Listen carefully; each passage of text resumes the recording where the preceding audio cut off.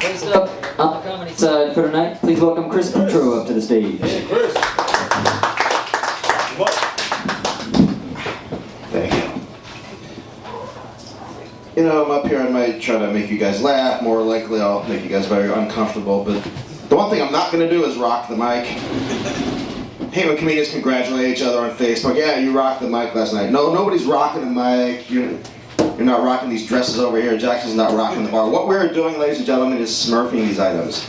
Now that the movie is out, I'm glad at least I have one guaranteed laugh from you. Thank you for sticking around. The movie is out. Can we please get back to using the Queen's English? The proper term is smurfing.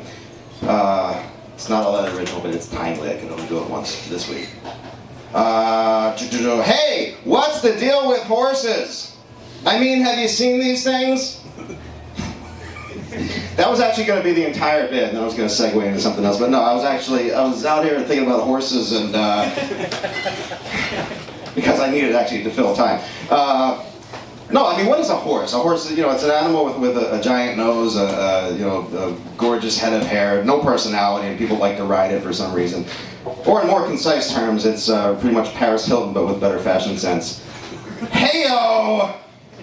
It's nice to be up here in the Catskills. All right, enough comedy jokes. Let's get to the news. So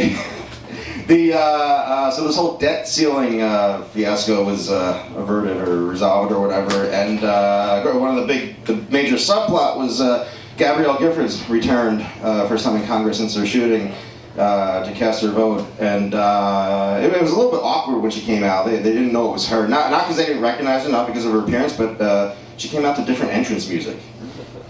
And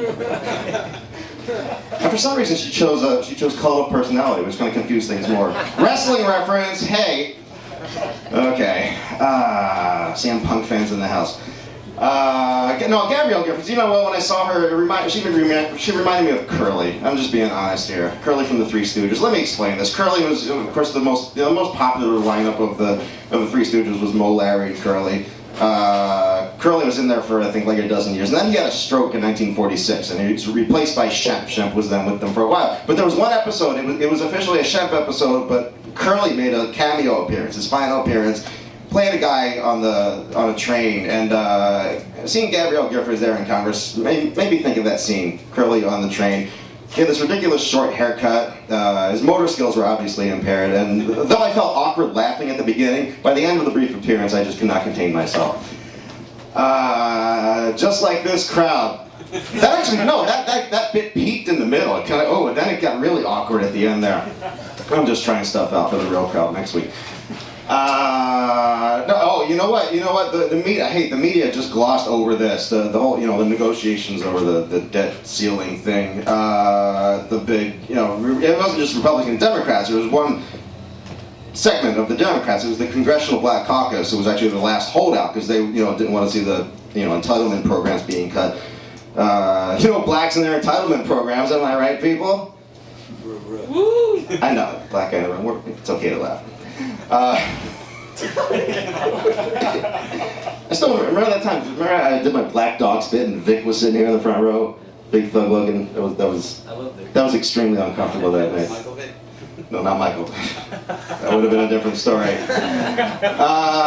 But anyway, so the Republicans had to get their vote, so they actually took the Congressional Black Caucus, the black members of Congress, out to a club that night. Got a few drinks in them, and they're all dancing, and the DJ asked the crowd, "Are you guys ready to raise the roof?" And they're all like, "Oh yeah," and they were under oath, so actually technically that counted as a vote to raise the debt ceiling.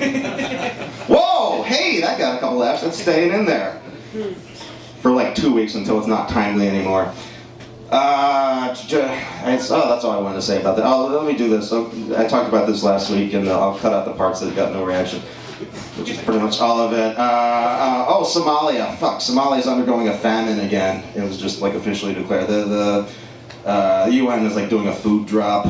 But no, come on, this is not the way to solve it. Dropping food, they don't want food. That's the issue. I mean, there's Somali women are cranking up kid after kid. They pretty much don't give a fuck about feeding their kids. What they want is semen. They are addicted to semen far more than they're craving food. So no more food drops. I'm going to help out in my own way. What I'm gonna do, I'm gonna make my own donation. I'm gonna set aside this weekend. I'm gonna jerk off into a bunch of envelopes and drop them in the mail. Which, mind you, is no different from my usual Saturday routine. But at least now I can justify it on humanitarian grounds. Thank you. I ended well. ChrisPutro.com. You guys have been great. Thank you.